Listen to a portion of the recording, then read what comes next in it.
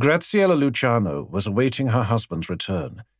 She watched from her window as he alighted from the Mercedes and ducked his head to straighten his coat casually on his shoulders. He was smoking a cigar and seemed relaxed, sharing a joke with his driver. It was a while before he entered the cool, shuttered bedroom. She smiled at him through the mirror, and he smiled back. In the low light from the bedside lamps, her hair took on a golden glow, the strands of grey and white scarcely detectable. In the soft light, she might have been the young beauty with the hair of gold that he had fallen in love with at first sight. The white cotton nightgown disguised her rounded body, once so slender. As he bent to kiss her neck, she smiled, but her once brilliant blue eyes faded now, showed that she was tired, and there was a hint of fear as she said, "Well?" "Yes, on my terms, my conditions. We will tell the family nothing, not until after the wedding. The extra guards will be a precaution for the wedding. They will accept that."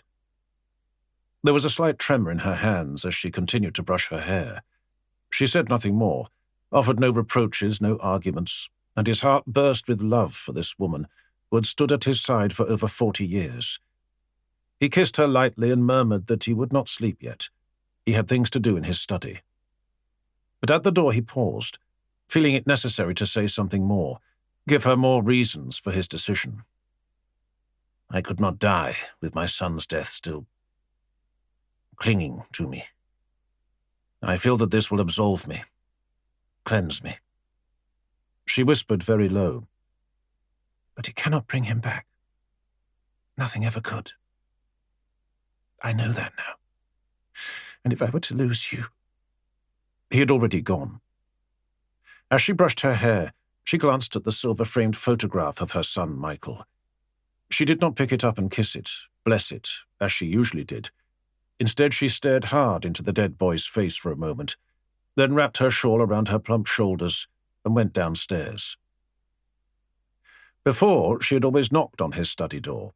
No matter that he was her husband, this was his private room, where he held his meetings, and it was not her domain.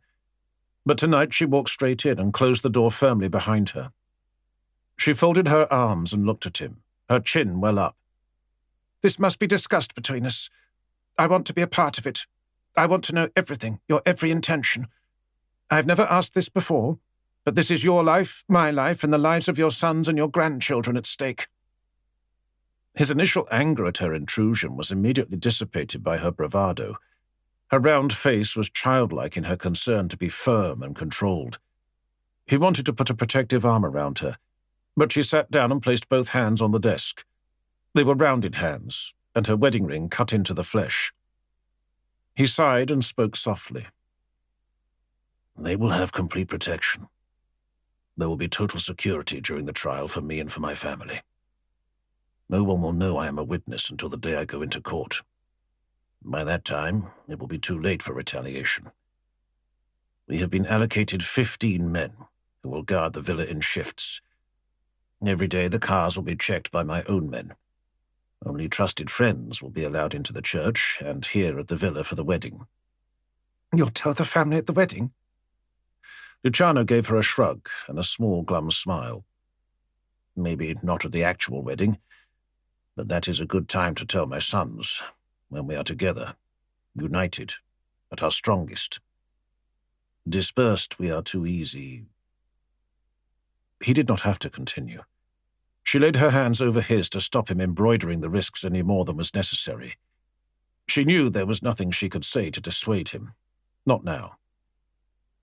Through the weeks leading up to this moment, she had felt him become distant and wanted desperately to draw him closer. Every morning she watched him as he read the newspapers. More and more witnesses were being murdered or withdrawing their statements. She had seen his anger building, an anger that had previously almost gone, like himself, into retirement. There were flashes of the way he had been as a young man, and those moments had frightened her because she knew something would happen. What she had not bargained for was his decision to stand as a witness. It was too late now to go against him. Not that she would. His decision was final.